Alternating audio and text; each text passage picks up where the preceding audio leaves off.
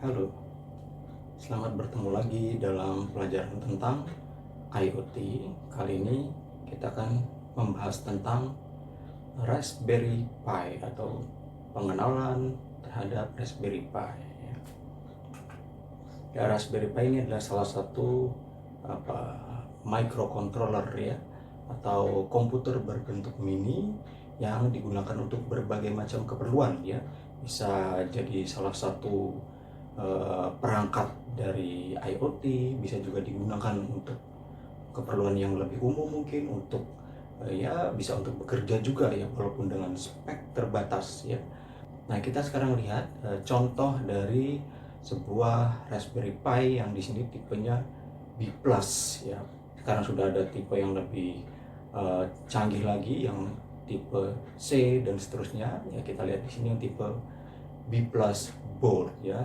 Di board Raspberry Pi B+ ada bermacam-macam komponen ya, yang terutama adalah prosesor ya. Di sini prosesornya menggunakan Broadcom BCM2836, yaitu ARM based prosesor ya. Kemudian ada juga GPIO sebanyak 40 pins ya. Ada cukup banyak pin GPIO di sini. Kemudian ada USB dan Ethernet interface IC ya. Kemudian ada USB portnya, Ethernet port RJ45, audio port ya. Kemudian CSI kamera konektor, HDMI power konektor, dan DSI konektor ya. Kalau kita lihat dari belakang bentuknya seperti ini ya. Ada GPIO 40 pins yang terlihat di sana. Kemudian ada juga slot micro SD ya. Oke. Nah, ARM prosesor atau ARM prosesor ini sebenarnya adalah ya license atau intellectual property ya, hak paten yang dibuat oleh ARM, sehingga para pembuat chip bisa membuat chipnya sendiri berbasis license ARM ya. Silicon vendors build system on chip atau SoC designs using ARM intellectual property ya. Ada 15 lebih pembuat chip yang berbasis ARM ini ya. Contohnya Broadcom BCM2836 SoC ARM Cortex A7 ya. Ya, di sini kita bisa lihat ARM processor family ya. Ada berbagai tingkatan ya.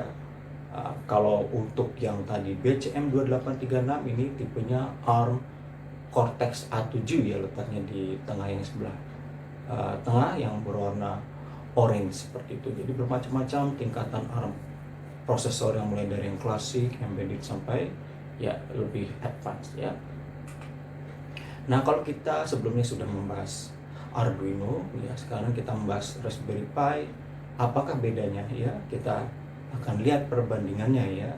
Kalau Raspberry Pi yang misalkan model B atau B+ ini ya, ada 1 GB RAM ya. Kemudian ada 1,2 GHz clock dan quad-core CPU. Sementara Arduino tentunya speknya lebih rendah ya. Ini ya kita bandingkan ya secara head to head board dari Raspberry dan Arduino ya, yang dimana perbedaan terbesarnya ternyata adalah Raspi atau Raspberry Pi membawa OS operating system di dalamnya, sementara Arduino tidak ya. Oke, kita bisa lihat ya perbandingan keduanya secara singkat ya. Raspberry Pi prosesor ini lebih cepat ya. Contoh 900 MHz, sementara Arduino hanya 16 MHz. Kemudian Raspberry Pi mempunyai prosesor 32 bit, sementara itu Arduino cuma 8 bit ya. Jadi 32 bit tentunya mempunyai space yang lebih besar, sehingga ya lebih cepat. Ya, Raspberry Pi mempunyai lebih banyak memori. Kalau Arduino 32 kilo flash, 2 kilo SRAM, dan 1 kilo EEPROM.